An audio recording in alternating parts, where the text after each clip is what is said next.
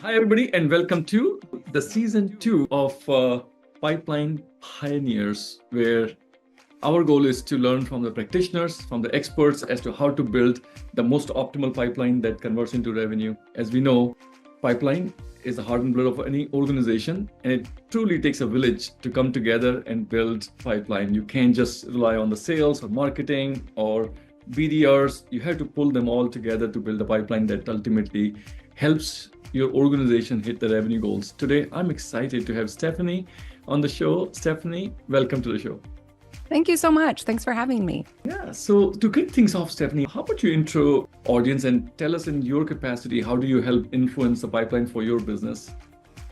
Yeah. So I'm Stephanie Neale. I'm CEO here at Blind Zebra.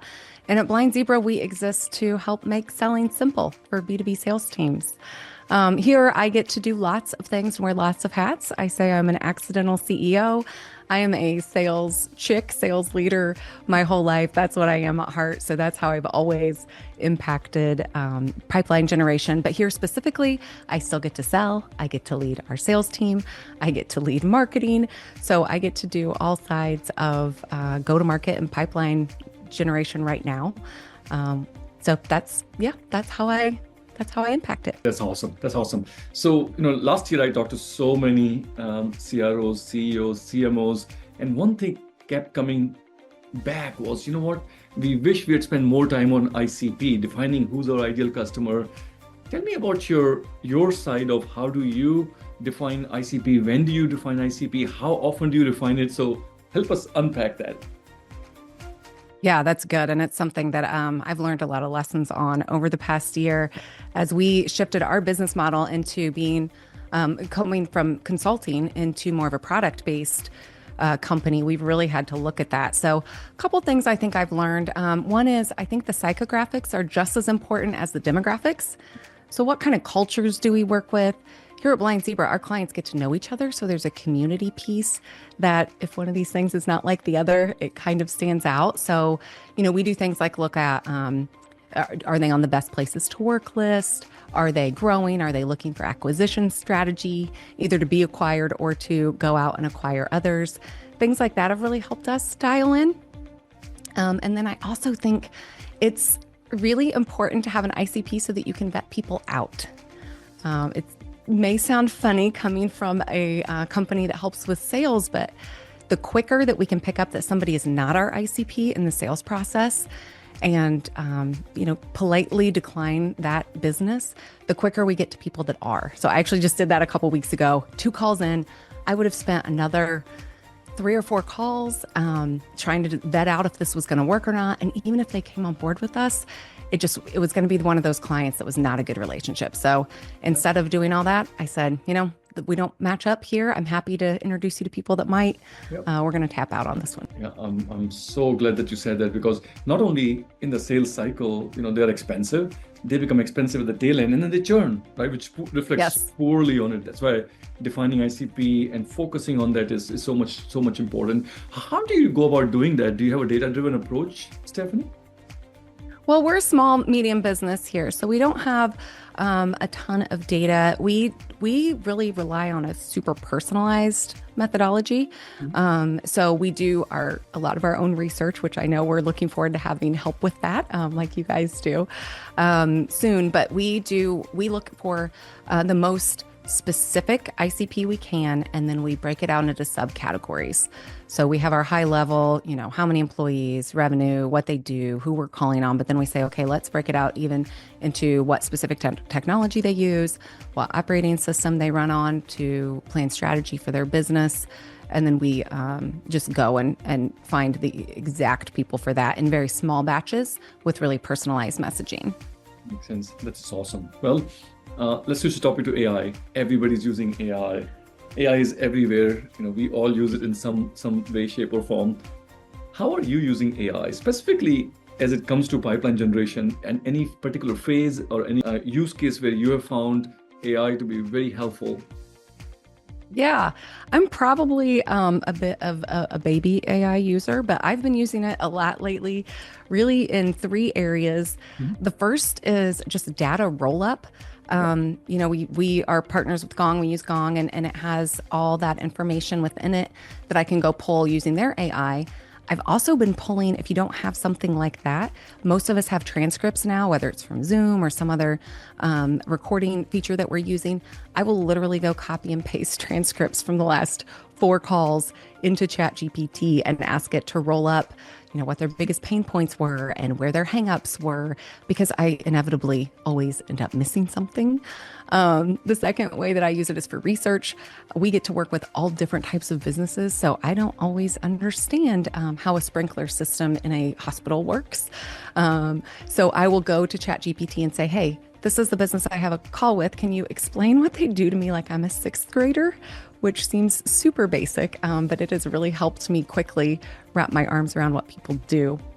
And then third and finally, we like to look at personality traits and ask our AI to help us craft emails and messaging, not to be different people, to still be who we are and be authentic, but to really speak to people in the way that they would react best, or that they would take that information in best. So using things like a disc profile and some guessing, and combining that with some of these email writers out there has been really successful for us. That's awesome. That's awesome. I'm glad you didn't say that you use AI to send out blast emails, right? Because that's not working.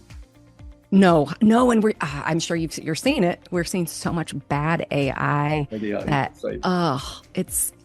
I really think that as the AI gets bigger, that opportunity to personalize and be human is going to continue to rise with it. Yeah, I'm with you. That's great. Awesome. Well, so you defined your ICP, you have your messaging tightened up, you're using AI to leverage. The next thing is, where are you investing your dollars, right? So let's play this interactive game. You're familiar with it. I am. Last season.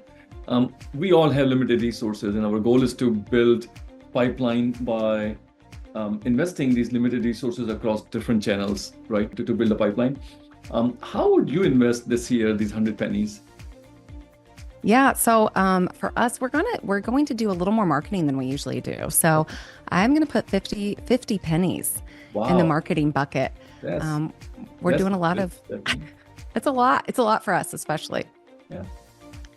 And for us, actually, you know what? Let's move 2 of those over to event. I forgot that was one of the categories. So event, so we'll have 3 in marketing, 2 in events.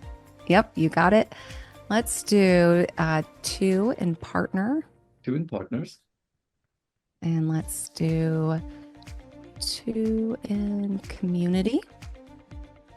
And for us, community and customer are kind of related. Community, right? Yeah, so these are very niche communities, like your pavilion, amazing community, right? Where the C-level executives, especially from go-to-market, they hang out, they discuss the latest trends, they discuss the pain point, they discuss how to navigate these tough macroeconomic conditions, right? So that's the community. And then you have customers, right? Well, I'll move that then. We haven't done as much in that space as we used to. So I'd move from community to customers. Okay.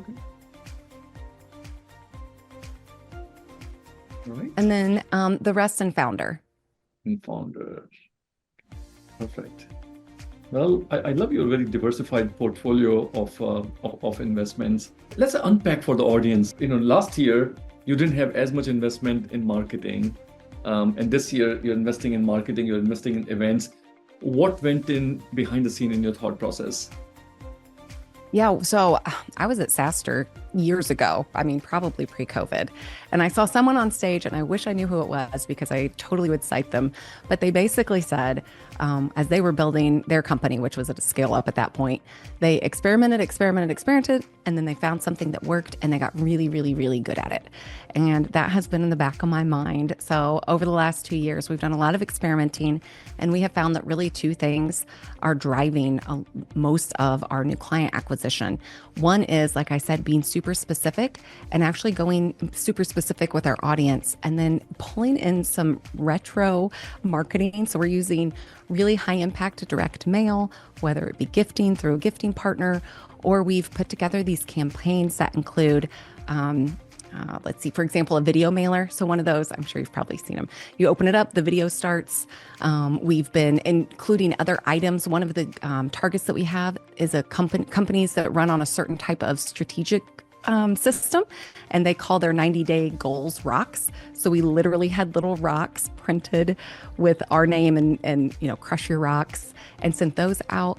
And that, along with a really nice tailored email campaign, has just produced phenomenally for us. I mean, a handful of opportunities per every 100 contacts that we send those out to. It's been really strong. What's the cost for that package, just to figure out your cost to build a qualified opportunity?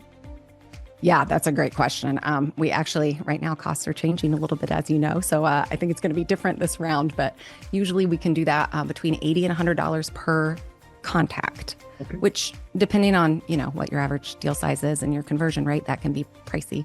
But it's been really a good one for us. That's awesome. Well, let's take a look at the numbers here. So this is where the community is, investing their dollars, and I'm going to overlay your dollars, your investments here. When you look at this chart and this comparison against the community, what surprises you? I think I'm a little surprised. We, as a growing business, do not have a large marketing budget. And it's interesting that that has become such a high percentage of our budget across the board. I think that we just use it in different ways.